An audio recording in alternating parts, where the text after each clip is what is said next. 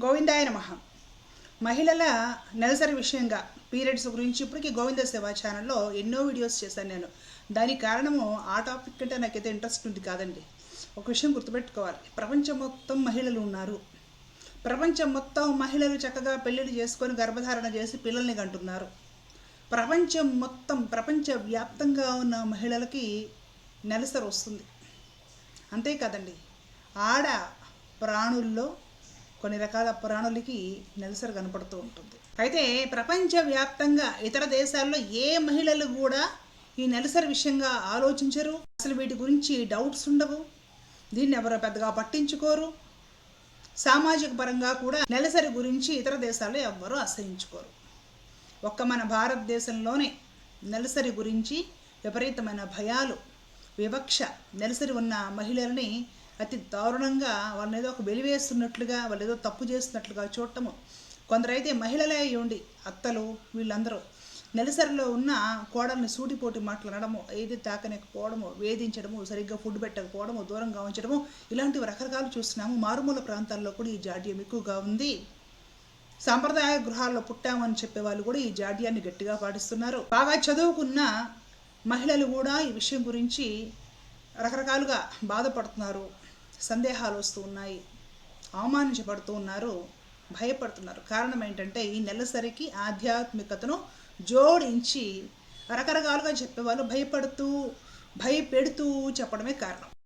విషయం ఏంటంటే ఒక కామెంట్ పెట్టారు ఎవరో, నేను ఒక పెద్ద స్కూల్లో టీచర్గా పనిచేస్తున్నాను, నిత్యం ఆ అమ్మాయిలు వాళ్ళకు పీరియడ్ ప్రాబ్లము వచ్చింది అని చెప్పుకోవడానికి వస్తారు నా దగ్గరికి. మరి నేను ప్రతిరోజు ఇంటికి వెళ్ళాక శుద్ధి స్నానం చేయాలా తెలుపుగలరు. ఒక పెద్ద స్కూల్లో పనిచేస్తున్న బాధ్యతాయుతమైన ఒక టీచర్ గారు నాకు పెట్టిన కామెంట్ ఇది. చూడండి ఎలాంటి పరిస్థితి ఉందో. ఇలాంటి టీచర్స్ అందరూ కూడా ఈ నెలసరి విషయాలు, సూతకాలు వీటి గురించి ఆలోచించడం మానేసి మేము ఈ విద్యార్థులను చక్కగా దేశానికే కాదు ప్రపంచానికి కూడా ఉపయోగపడగలిగే, ప్రపంచం గర్వించగలిగే తర్వాత పౌరులుగా తయారు చేయాలని నేను కోరుకుంటున్నాను. మీ అందరికీ చాలా తేలిగ్గా అర్థమయ్యేలాగా చెప్తానండి. భగవద్గీత చదివిన వాళ్ళకి అసలు సందేహాలు ఉండవు. చాలా క్లియర్గా వాళ్ళ డ్యూటీస్ ఏమిటి ఇవన్నీ కూడా అర్థమైపోతాయి. అది చదవకుండా మనం పిచ్చి పిచ్చి వీడియోస్ చూసి వాళ్ళు చెప్పింది వీళ్ళు చెప్పింది విని పీరియడ్స్ అంటే ఒక భయాన్ని పెంచుకున్నాం మనం. పీరియడ్స్ అంటే ఆ టైంకి శారీరక స్థితి సరిగ్గా ఉండదు, మనసు కూడా అల్లకల్లోలంగా ఉంటుంది, శరీరం రెస్ట్ కోరుకుంటుంది. మనకుండే బాధలు, నొప్పులు ఇవన్నీ కూడా మనకు ఉంటాయి. కాబట్టి కంప్లీట్గా మహిళకు రెస్ట్ ఇవ్వాలి. వంటింట్లో బట్టలు ఉతకడము, గిన్నెలు తోమడం లాంటి నీళ్ళల్లో చేతులు పెట్టి చేసే పనులు, పొయ్యి ముందు కూర్చుని సెగ ముందు వంటలో అవి చేయడం, ఇలాంటి పనులు ఇవన్నీ చేయలేరు. కాబట్టి లో ఫీవర్ ఉంటుంది. కాబట్టి పర్మనెంట్గా మహిళకి ఒక రేమ్ కేటాయించేసి పౌష్టికాహారం పెట్టి విశ్రాంతినివ్వండి. ఆ టైంలో దాంపత్యం చేయకూడదు, ఆ టైంలో ఇంటి పనులు ఇలాంటివి ఏమీ చేయకూడదు, ఆ టైంలో భగవంతుడికి సంబంధించిన పూజలు అవేమీ కూడా చేయకూడదు. మంచి పౌష్టికాహారం తీసుకొని, వాటర్ లాంటివి ఎక్కువ తీసుకొని రెస్ట్ తీసుకోవాలి. ఆ తర్వాత కుదిరితే మరీ చల్లటి ప్రదేశాల్లో ఉండే వాళ్ళకి స్నానం కూడా చేయరు ఆ టైంలో.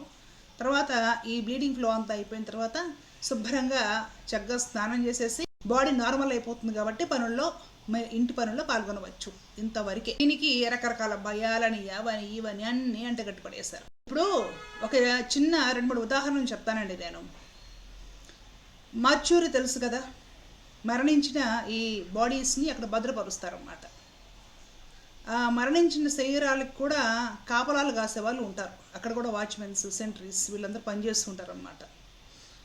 అంబులెన్స్లో మరణించిన వాళ్ళని తీసుకుని పోయే డ్రైవర్లు ఉంటారు, నర్సులు, కాంపౌండర్స్, అక్కడ చేసే వార్డు బాయ్స్ వాళ్ళు మరణించిన వాళ్ళని చుట్టేసి పట్టుకొని తీసుకెళ్ళడం, మార్చూరిలో పెట్టడము, లేకపోతే అంబులెన్స్లో ఎక్కించడం, ఇలాంటివన్నీ కూడా చేసేవాళ్ళు ఉంటారు. మరణించిన వాళ్ళని డాక్టర్లు తాగుతారు. మార్చూరిలో మరణించిన శవాలకి ఈ ఎగ్జామిన్స్ చేస్తారు కదా, కట్ చేయడము ఇదంతా కూడా చేస్తారు, పోస్ట్ మార్టం అంటాం కదా.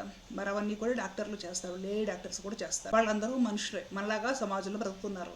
మరి భారతీయ సమాజంలో వాళ్ళలో ఎంతోమంది హిందువులు ఉన్నారు, వాళ్ళకు కూడా ఇల్లు, వాకిలి, పిల్లలు, సంసారం ఉంటుంది.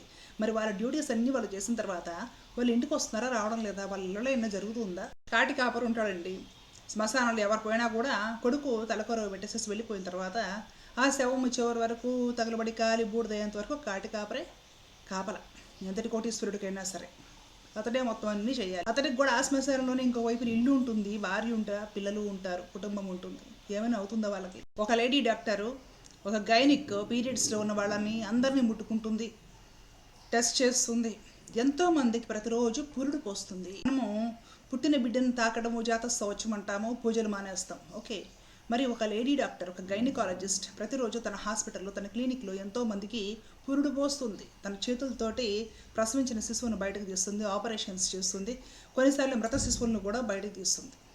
రోజు ఎన్నో డెలివరీస్ చేస్తుంది. తన ఇంటికి వెళ్ళిపోతుంది. తనకి దేవుడు ఉండడా? తనకు పూజ లేదా? తనకి భర్త, పిల్లలు, కుటుంబము, కట్టుబాట్లు ఏమీ ఉండవు. ఆలోచించండి ఒకసారి. ఎప్పుడు మనము విశాలమైన భావజాలంతో ఆలోచించడము, అభ్యుదయమైన ఆలోచనలతోటి ఉండడం అలవాటు చేసుకుంటామో ఆ రోజు సహజంగానే ఒక మహిళ ధైర్యంగా ఉండగలుగుతుంది, మంచి యాటిట్యూడ్తో ఉండగలుగుతుంది, మంచి ఆలోచనలతోటి ఉండగలుగుతుంది, తన జీవితాన్ని తను సరిగ్గా ప్లాన్ చేసుకోగలుగుతుంది, ఆరోగ్యంగా ఉంటుంది, కుటుంబంతో, సమాజంతో సక్రమంగా మసలుకోగలుగుతుంది. ఒక మనిషి ఏ పనైనా సరే 10 మందితో కలిసి చేయవలసి వచ్చినప్పుడు చూసే వాళ్ళకి ఎంత జుగుప్సాకరమైనది, ఎంత తక్కువ స్థాయికి శ్రేణికి చెందినది అయినా సరే అది వాళ్ళ డ్యూటీ, వాళ్ళ కర్తవ్య కర్మ, దాన్ని నిర్వర్తించాల్సిందే. ఒక టీచర్ స్కూల్లో ఆడపిల్లలకి చదువు చెప్పేటప్పుడు ఆ పిల్లల్ని ముట్టుకోవాల్సి వచ్చినప్పుడు వాళ్ళకి పీరియడ్స్లో ఉంటారా, వాళ్ళ ఇంట్లో ఎవరైనా పోయేసేసి సూతకంలో ఉంటారా, ఇంకే స్థితిలో అయినా ఉంటారా, లేదంటే ఆ పిల్లల్లో తక్కువ జాతి పిల్లలు ఉన్నారా, అవేమీ కూడా టీచర్కి అంటుకోవు. టీచర్ అసలు ఆలోచనలు చేయకూడదు, ఆ విషయాలు టీచర్ భయపడకూడదు. పైగా పిల్లలకు కూడా ఈ విధమైన అభ్యుదయవంతమైన భావజాలము, సమానత్వము నేర్పి తీరాలి. అది టీచర్కి ధర్మం. టీచర్ తన పిల్లలతోటి కలిసి చేసేది కర్తవ్య కర్మ, తన ధర్మం తాను నిర్వర్తిస్తున్నప్పుడు అపవిత్రత ఉండదు. డాక్టర్లు అందరూ సమాజంలో రకరకాల పనులు చేసేవాళ్ళు, పారిశుద్ధ్య కార్మికులు ఉంటారండి. వాళ్ళు ఆ చెత్త లారీ పక్క నుండి పోవాలంటే మనకు వాంతులు అవుతాయి, అంత వాసన వస్తుంది. వాళ్ళు ఆ చెత్త లారీ ఎక్కి లారీ నిండేంత వరకు పనిచేసి చివరికి దాన్ని ఏదో డంప్ యార్డ్కి తీసుకొని వెళ్ళాలి. రోజంతా వాళ్ళ డ్యూటీ ఉంటుంది, అక్కడే కూర్చుని టిఫిన్ తింటారు. అది అపరిశుభ్రమా అంటే వారు చేసే డ్యూటీకి అది అపరిశుభ్రం కాదు, అది వాళ్ళ డ్యూటీ, వాళ్ళ కర్తవ్య కర్మ. కాబట్టి పీరియడ్స్ ఎంత వరకు అంటే ఒక మహిళ తనకి పీరియడ్స్ వచ్చినప్పుడు రకరకాల బాధలు ఉంటాయి, శారీరకంగా చాలా వీక్ అయిపోయి ఉంటారు, మానసికంగా కూడా పీరియడ్స్లో ఉన్నప్పుడు వీక్గా ఉంటుంది, మనసు ఆలోచనలు కూడా వీక్గా ఉంటాయి. పీరియడ్స్లో ఉండే వాళ్ళు చిరాగ్గా ఉంటారు, లో ఫీవర్ ఉంటుంది. వాళ్ళు పొయ్యి సెగల దగ్గర లేదంటే నీళ్ళ దగ్గర పనులు చేయకూడదు. బావిలో బిందెలేసి నీళ్లు లాగితేనే పాత రోజుల్లో నీళ్ళు వచ్చేవి. ఒక పీరియడ్స్లో ఉన్న మహిళ అంత కష్టమైన పనులు చేయగలుగుతుందా? కాబట్టి నీళ్ల పనులు, పొయ్యి సెగ పనులు ఇవన్నీ కూడా వాళ్ళని చేయనివ్వకుండా రెస్ట్ తీసుకోండి అని ఆపారు, అంతే. ఇదొక్కటే పీరియడ్స్ గురించి. ఏ పనులు చేయకూడదు, పూజ చేయకూడదు, నామస్మరణ చేసుకోండి చాలు. సెల్ ఫోన్ ఉన్నాయి కాబట్టి దేవుడి ప్రవచనాలు, దేవుడి పాటలు, దేవుడికి సంబంధించినవి అవన్నీ కూడా మీరు చూసుకోవచ్చు. మిగతా డ్యూటీస్ చేయాలి. మీ ఇంట్లో ఈ ఆడపిల్లలు ఉంటారు, పీరియడ్స్ వచ్చిన వాళ్ళకి జడలు వేయాలి. తల్లి కాదు నీ డ్యూటీ, తప్పించుకోవడానంటే కుదరదు. పీరియడ్స్లో ఉన్న ఆడపిల్లలు స్కూల్కి వస్తే పాఠాలు చెప్పాలి, వాళ్ళ తలను ఎవరాలి, వాళ్ళ భుజం మీద చేసి వాళ్ళకి ఏదైనా ధైర్యం చెప్పాలి. టీచర్ కాదు, డ్యూటీ చేయాలి. వీటి గురించి దయచేసి బాధపడకండి. ఈ రుగ్మతలు వదిలేయాలండి. భారతీయ సమాజంలో గుర్తుపెట్టుకోండి, ప్రపంచ వ్యాప్తంగా మహిళలకు పీరియడ్స్ వస్తున్నాయి, ఎవరో దీన్ని పట్టించుకోరు, అందరూ ఆరోగ్యంగా స్ట్రాంగ్గా ఉన్నారు. విదేశాల్లో మహిళలు కూడా 2, 3, 4 పిల్లల్ని కంటున్న వాళ్ళు చాలామంది ఉన్నారండి. కాబట్టి మహిళకు భారతీయ సమాజం మహిళను గౌరవిస్తుంది. కాబట్టి మహిళ పీరియడ్స్లో ఉన్నప్పుడు శ్రమ పడకూడదు అని చెప్పారు, అంతవరకే. ఇప్పుడు మనకు సౌకర్యాలు వచ్చాయి, హైజీనిక్గా ఉంటున్నాం. స్టవ్ వచ్చేసింది, కుక్కర్లు వచ్చేసాయి, ఓవెన్స్ వచ్చేసాయి, ఎలక్ట్రికల్ కుక్కర్లు వచ్చేసాయి. పీరియడ్స్లో ఉన్నా కూడా ఏదో కాస్త ఓపిక చేసుకొని కొంత చేసుకోవచ్చు. గిన్నెలు తోముకునే మిషన్ డిష్ వాషర్ వచ్చేసింది, దాంట్లో పెట్టేసుకుంటున్నారు. బట్టలు ఉతుక్కోవడానికి వాషింగ్ మిషన్ వచ్చేసింది, డ్రయర్ వచ్చేసింది. ఆధునిక సౌకర్యాలని ఉపయోగించుకోగలిగితే పీరియడ్స్లో కూడా మీరు చేయగలిగినంత పని చేయండి. కాకపోతే భగవత్ సంబంధమైన పనులు వద్దంతే. మీరు పీరియడ్స్లో ఉన్నప్పుడు భగవత్ సంబంధమైన పనులు వద్దు. ఈ పిల్లలు ఇంట్లో పిల్లలు పీరియడ్స్లో ఉంటాను, స్కూల్లో పిల్లలు పీరియడ్స్లో ఉంటేను ఏమీ కాదు. మన ధర్మం మనం నిర్వర్తించాల్సిందే. భగవద్గీత లోతుగా అర్థం చేసుకునే కొద్దీ అన్ని జాడ్యాలు పోతాయి, అన్ని రుగ్మతలు పోతాయి, మానసిక రుగ్మతలు పోతాయి, సామాజికంగా ఉన్న రుగ్మతలు పోతాయి. ప్రపంచవ్యాప్తంగా శాంతి, సంక్షేమము, సౌభ్రాతృత్వము పెరిగి లోక కళ్యాణం జరుగుతుంది. లేదు భయాల్లో, మూఢనమ్మకాల్లో ఈ విధంగా అవమానాల పాలవుతూ మహిళలు బతుకుతాం భారతదేశంలో అంటే ఇంకా మన కర్మ, మన ఉద్ధరించే వాళ్ళు ఎవరు లేరు. అభ్యుదయం విషయంలో ప్రపంచ దేశాలతోటి భారతదేశం కూడా ఎంతో ముందుకు వెళుతుంది. మహిళలు ఇక్కడ పెద్ద సంఖ్యలో మగవారితో బాటుగా పనిచేసి భారతదేశాన్ని ఆర్థికంగా బలోపేతం చేయడానికి కృషి చేస్తున్నారని నివేదికలు చెప్తున్నాయి. ఇంకా పీరియడ్స్ వాళ్ళని తాకొచ్చా వీళ్ళని తాకొచ్చా ఏదైనా జరుగుతుందేమో అయ్యో రామా అంటే ఎలాగా? మనల్ని మార్చడానికి ఏ మహాత్ముడు రాడు, మనల్ని మనం ఉద్ధరించుకోవాల్సింది. కాబట్టి గుర్తుపెట్టుకోండి, మనకి ఏదైనా నెలసరి సమస్య ఉన్నప్పుడు మనం విశ్రాంతి తీసుకోవాలి. ఆధ్యాత్మిక సంబంధమైన విషయాలకు వెళ్ళొద్దు. పూజలు చేయడము అవి చేయొద్దు చాలు. ఇతరులకు ఎవరికి ఉన్నా సరే ఏమీ కాదు, వాళ్ళని ముట్టుకున్నంత మాత్రం ఏమీ కాదు. వాష్ మెషిన్ దగ్గరికి వెళ్ళి రోజుకి 30 సార్లు చేతులు కడుక్కుంటూ ఉంటాం, ఏమీ కాదండి. కాబట్టి భయాలు వదిలేసేసి ప్రశాంతంగా ఉండండి. ధర్మో రక్షిత రక్షిత. జై శ్రీమన్నారాయణ. కృష్ణ.